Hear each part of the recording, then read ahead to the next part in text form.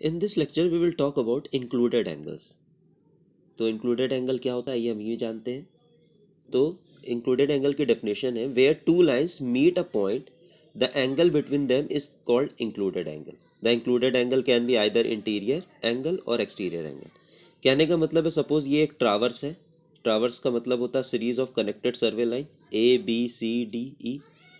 अब जहाँ पे जिस पॉइंट पे दो लाइन मिल रही होगी उसके बीच का जो एंगल होगा उसको हम इंक्लूडेड एंगल कहते हैं. और इंक्लूडेड एंगल आपका इंटीरियर भी हो सकता है, एक्सटीरियर भी हो सकता है.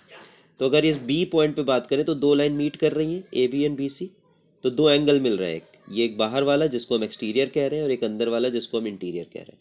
इसी तरह सी पॉइंट पे भी दो लाइन मिल रही हैं, ठीक है, तो इसके भी दो एंगल हो जाएंगे. ये बाहर वाला एक्सटीरियर हो जाएगा और अंदर वाला क्या हो जाएगा, इंटीरियर हो जाएगा. तो यहाँ कहने का मतलब है जिस पॉइंट पे दो लाइन मिल रही है उस पॉइंट पे जो एंगल बन रहा है उसको हम इंक्लूडेड एंगल कहते हैं. इंक्लूडेड एंगल आपका एक्सटीरियर भी हो सकता है और आपका इंटीरियर भी हो सकता है. क्लियर है. अब अगर हम बात करें but in the field of surveying included angles are defined as angle measured in clockwise direction from preceding line of traverse to forward line. अगर हम सर्वेइंग की बात करें तो जो इंक्लूडेड एंगल क्या होता है, angles measured in clockwise direction, angle measured in clockwise direction from preceding line यानी कि पीछे वाली लाइन, from preceding line of traverse to forward यानी कि आगे वाली लाइन. कहने का मतलब है सपोज ये ट्रावर्स है, हम इस डायरेक्शन में अपना ट्रावर्सिंग कर रहे हैं यानी कि हम पहले इस पॉइंट पे आए, फिर इस पॉइंट पे आए, फिर इस पॉइंट पे आए, फिर इस पॉइंट पे आए, फिर इस पॉइंट पे आए. ठीक है. तो इंक्लूडेड एंगल क्या होगा, इंक्लूडेड एंगल तो बात वही होगी कि आपका जो होगा जहाँ दो सर्वे लाइन मिल रही है, दो लाइन मिल रही है किसी पॉइंट पे, उस पॉइंट पे जो एंगल होगा वो इंक्लूडेड एंगल होगा. लेकिन सर्वेइंग में अगर हम उस इंक्लूडेड एंगल की डेफिनेशन बात करें तो जहाँ दो लाइन मिल रही हैं, ठीक है, तो इंक्लूडेड एंगल क्या होगा, पहले वाली लाइन यानी कि पीछे वाली लाइन से आगे वाली लाइन का एंगल इन क्लॉकवाइज डायरेक्शन यानी कि पीछे वाली लाइन ए बी है, आगे वाली लाइन बी सी है. बी पॉइंट पे देखें तो क्लॉकवाइज डायरेक्शन में एंगल कैसे मेजर होगा, यही तो होगा. क्लियर है. तो ये है आपका included angle from the field of serving. Clear है.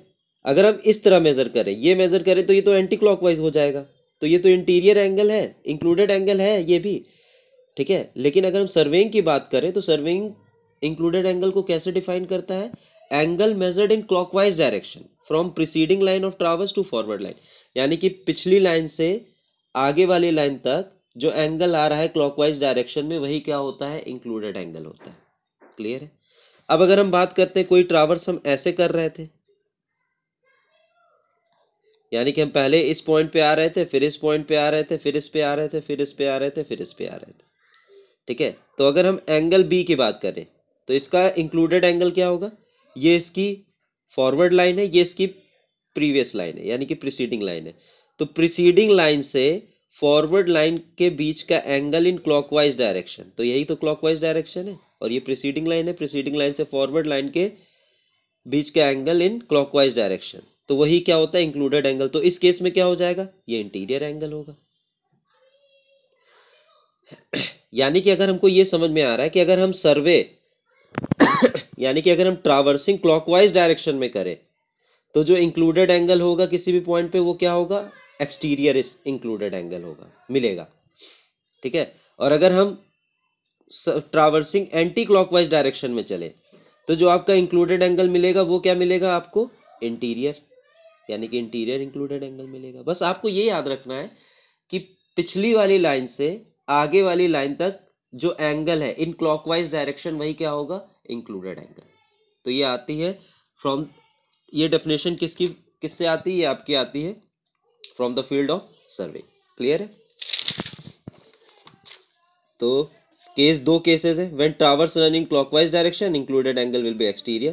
क्लॉकवाइज में मतलब कि ऐसे हम चल रहे हैं, पहले इधर गए, फिर इधर गए, फिर इधर गए, फिर इधर गए, फिर ये यानी कि ऐसे चल रहे हैं, तो ये क्लॉकवाइज ही तो हुआ. ठीक है. पहले इस पॉइंट पे आए थे ए पे, फिर बी पे, फिर सी, फिर डी, फिर ई, फिर एफ. तो अगर हम एंगल बी की बात करें तो इसका इंक्लूडेड एंगल क्या होगा, इसकी प्रीवियस लाइन ये है, इसकी फॉरवर्ड लाइन ये है, तो प्रीवियस लाइन से फॉरवर्ड लाइन तक के बीच का एंगल इन क्लॉकवाइज डायरेक्शन, तो यही तो होगा। तो ये क्या हो जाएगा, एक्सटीरियर। यानी कि जब ट्रावर्स क्लॉकवाइज डायरेक्शन में रन कर रहा है तो included angle will be exterior. When traverse run in anti clockwise direction included angle will be interior. तो अगर हम ट्रावर्स एंटी क्लॉकवाइज में रन कर रहे हैं, यानी कि कुछ ऐसे जा रहे हैं, पहले इधर आए, फिर इधर आए, फिर ये गए, फिर ये गए, फिर ये आए, A B C D E, तो ये आपका डायरेक्शन ऑफ प्रोग्रेस ऑफ सर्वे, यानी कि इस डायरेक्शन में हम चल रहे हैं, इस डायरेक्शन में हम चल रहे हैं। तो जिस पॉइंट पे दो लाइन मिल रही है उसी पे इंक्लूडेड एंगल होता है। तो इस पॉइंट पे देखें दो लाइन मिल रही है, तो इसका इंक्लूडेड एंगल क्या होगा, इसकी प्रीवियस लाइन क्या है, a b, forward line b c, तो ए बी से बी सी तक का एंगल इन क्लॉकवाइज डायरेक्शन, तो यही तो क्लॉकवाइज डायरेक्शन है, तो ये कौन सा आ रहा है, इंटीरियर आ रहा है। ठीक है, तो जब ट्रावर्स एंटी क्लॉकवाइज डायरेक्शन में चलेगा तो इंक्लूडेड एंगल इंटीरियर होगा, जब ट्रावर्स क्लॉकवाइज डायरेक्शन में चलेगा तो इंक्लूडेड एंगल एक्सटीरियर होगा। अब हम बियरिंग की मदद से इंक्लूडेड एंगल फाइंड आउट कर सकते हैं। अब हम बियरिंग की मदद से इंक्लूडेड एंगल फाइंड आउट कर सकते हैं। आपको कोई फॉर्मूला याद रखने की जरूरत नहीं है, बस आप एक जो ट्रावर्स है उसका रफ स्केच बनाइए और आप उससे हम निकाल सकते हैं। लेकिन कुछ रिलेशंस हैं, कुछ इंपीरिकल इक्वेशन है जिसकी मदद से हम फॉर्मूले की मदद से हम डायरेक्टली इंक्लूडेड एंगल निकाल सकते हैं। तो आइए हम पहले वो देख लेते हैं, फिर हम एक रफ स्केच से भी देखेंगे कि डायरेक्टली हम कैसे कैलकुलेट करते हैं। तो अब हमारा नेक्स्ट टॉपिक इसी में है, calculation of included angle from bearing, included angle from bearing। ठीक है, calculation of included angle from bearing. दो केसेस इसमें बनते हैं, जब बियरिंग होल सर्कल बियरिंग में गिवन हो, यानी कि जब WCB में गिवन हो, तो उस केस में कैसे कैलकुलेट करते हैं, यानी कि WCB ऑफ लाइंस गिवन है हमको WCB ऑफ लाइंस गिवन है। अब मैं इसको आप एक फिगर में समझाता हूँ, फिगर की मदद से।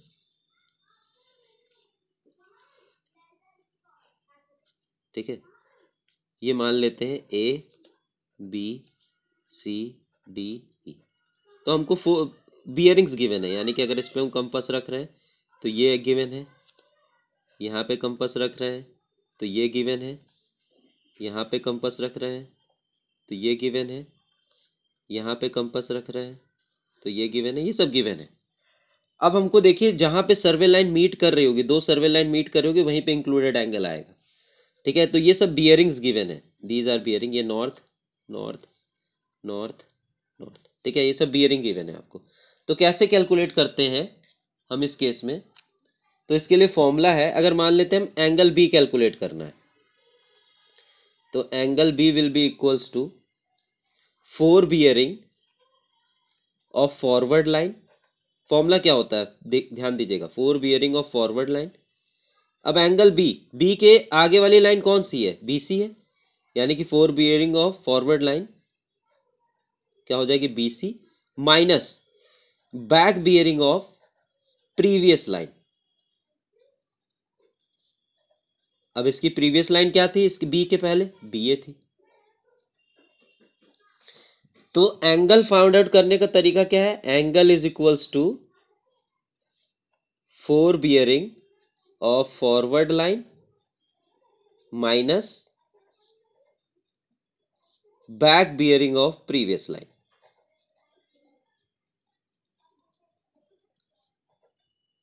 Back bearing of previous line. ठीक है, क्लियर है। तो अगर हम C की बात करें तो एंगल C क्या आएगा, angle C will be equals to 4 bearing of CD minus back bearing of BC। ठीक है, 4 bearing of CD minus back bearing of BC। अगर ये नेगेटिव वैल्यू आ रही है, ठीक है, अगर हमने सब्ट्रैक्ट किया और नेगेटिव आ रही है, if after subtracting we get negative value, then add 360 degree to it। तो यानी कि हम कितना ऐड कर देंगे, 360 डिग्री उसमें क्या कर देंगे, ऐड कर देंगे। क्लियर है, 360 डिग्री क्या कर देंगे हम, ऐड कर देंगे। अगर इन दोनों का डिफरेंस क्या आता है, नेगेटिव आता है, तो हम 360 डिग्री ऐड कर देंगे। देखिए ये फॉर्मूले से हम ऐसे कैलकुलेट कर सकते हैं। आप हर एंगल फाइंड आउट करना है तो आप हर एंगल के आगे वाली लाइन की 4 बियरिंग और पीछे वाली लाइन की बैक बियरिंग लेके हम सब फाइंड आउट कर सकते हैं एंगल। क्लियर है? देखिए फॉर्मूला याद करने की ज़रूरत नहीं है, इसको हम डायरेक्टली एक रफ स्केच से भी कैलकुलेट कर सकते हैं। ठीक है, रफ स्केच से भी क्या कर सकते हैं, कैलकुलेट कर सकते हैं। ठीक है, तो पहले हम टॉपिक्स देख लेते हैं, फिर उसके बाद हम क्वेश्चन करेंगे, तो रफ स्केच से कैसे कैलकुलेट करेंगे अब हम ये समझ जाएंगे। क्लियर? तो ये हो गया आपका WCB में कि आपको कैसे कैलकुलेट करना है कोई भी angle, 4 bearing of forward line minus back bearing of previous line. ठीक है, तो अगर नेगेटिव क्वांटिटी आ रही है तो क्या करेंगे हम, 360 डिग्री उसमें क्या कर देंगे, ऐड कर देंगे। क्लियर है? क्वेश्चन करेंगे तो हमें और क्लियर हो जाएगा। ठीक है, तो ये हो गया बियरिंग से इंक्लूडेड एंगल कैलकुलेट करना। अब हम इंक्लूडेड एंगल से भी बियरिंग कैलकुलेट कर सकते हैं, तो उसका भी फॉर्मूला है calculation of bearing from included angle.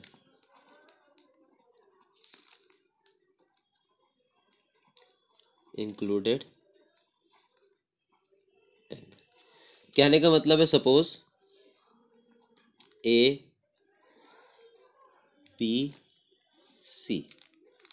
ये गिवन है, ये कोई ट्रावर्स गिवन है और ये एंगल गिवन है आपका अल्फा, यानी कि included angle at b given है अल्फा, और हमको ए बी की 4 बियरिंग गिवन है। तो ये नॉर्थ है तो ए बी की 4 बियरिंग क्या हो जाएगी, अगर हम इस डायरेक्शन में सर्वे कर रहे हैं ABC ऐसे चल रहे हैं तो 4 बियरिंग क्या हो जाएगी।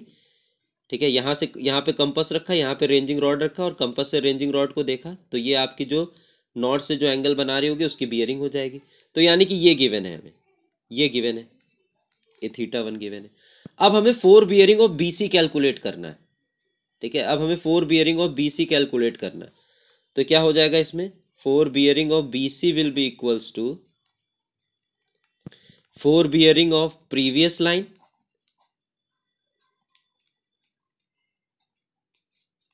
BC के प्रीवियस लाइन कौन सी थी, AB, तो यानी कि 4 bearing of previous line plus included angle, plus included angle.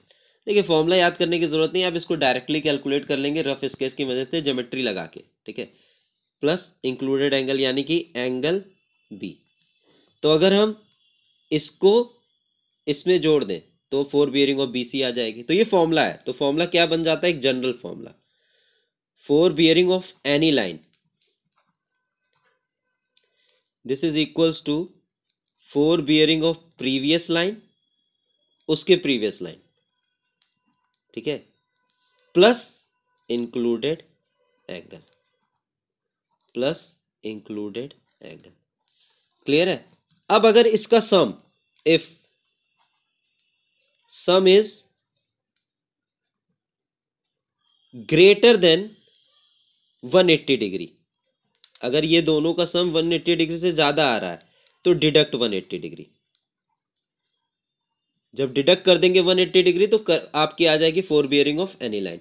ठीक है, ध्यान से सुनिए कि अगर ये सम 180 से ज्यादा आ रहा है तो आप क्या कर दोगे, 180 घटा दोगे तो 4 बियरिंग ऑफ एनी लाइन आ जाएगी। ठीक है, if sum is greater then